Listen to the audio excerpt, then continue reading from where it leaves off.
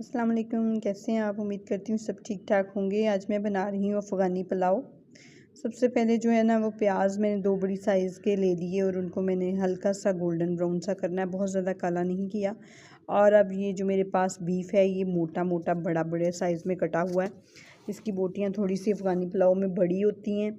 जो होता है बन्नू बीफ पुलाव उसमें छोटी छोटी बोटियाँ होती हैं, इसमें थोड़ी बड़ी बड़ी बोटियाँ होती हैं।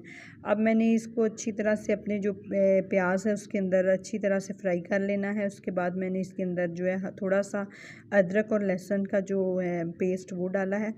और अब ये जो कढ़ाई है ना इसके अंदर ये मेरा गलना नहीं था, इसलिए मैंने इसके अंदर जो है ना एक पूरी जो है पोटली सी लहसुन की और एक टमाटर और नमक और कुछ खड़े मसाले जो है ना वो मैंने डालकर तो अपने कुकर में लगाना मुनासिब समझा, क्योंकि ये बीफ है तो बाजू का गलने में टाइम लेता है, तो इसलिए मैंने इसको कुकर में तकरीबन जो है ना 20 से 25 मिनट का टाइम लगा दिया। ये मेरे पास सेला चावल हैं, ये तकरीबन 1 केजी के करीब हैं, तो इनको मैंने जो है ना आधे घंटे के लिए भिगो के रख दिया।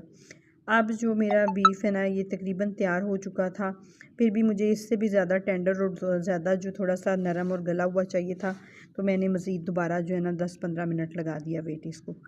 अब जी मैं तैयार कर रही हूँ गाजरें, इनको कर रही हूँ कैरामलाइज़।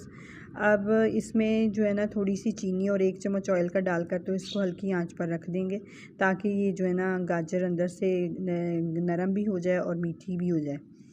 ये अच्छी लगती है इसके ऊपर अब डालें अफ़गानी पुलाव के तो ये ज़्यादा अच्छी लगती है और खाने में भी इसका टेस्ट अच्छा लगता है चावलों के साथ।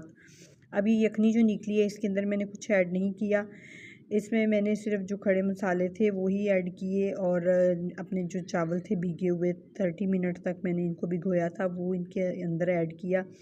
अगर आपको यखनी कम लग रही है तो आप इसमें मज़ीद 1 गिलास पानी का ऐड कर सकते हैं। जब वो अच्छी तरह बॉयल आ जाए तो उसके अंदर आप इसके अंदर अपना बीफ डालें और बॉयल आने दें और पानी को उबलते हुए में इसमें चावल डालें। अब ये सारी चीज़ें ऑप्शनल हैं, आपकी मर्ज़ी, आप इसमें अपने ड्राई फ्रूट्स वगैरह जिस तरह के भी आपको पसंद है आप डाल सकते हैं, वरना ज़रूरी नहीं है। मैंने ये काली किशमिश वगैरह ऐड किया है इसमें, डालें ये ऑप्शनल है। तो ये डालकर तो आप मैंने दम लगा दिया, 10 मिनट का मैंने इसको दम लगाया और बेहतरीन सा माशाल्लाह से मेरा जो है ना अफ़गानी पुलाव तैयार हो गया। उम्मीद करती हूँ मेरी आज की ये रेसिपी आपको अच्छी लगी होगी। मेरी वीडियो को लाइक किया करें, शेयर करें और मेरे चैनल को सब्सक्राइब करें और मुझे कमेंट करके बताया करें कि आप मेरी वीडियो कहाँ कहाँ से देख रहे हैं। तो इसके बाद मैंने अपने मेहमानों के लिए डिश आउट किया और सब ने मिलकर खाया। ये बहुत अच्छा तैयार हुआ था, आप भी ट्राई करें और मुझे कमेंट में बताएँ कि आपको ये मेरी रेसिपी कैसी लगी है। अपना बहुत सा ख्याल रखें। अल्लाह ताला आपके लिए और मेरे लिए आसानियाँ पैदा करे। अल्लाह हाफ़िज़।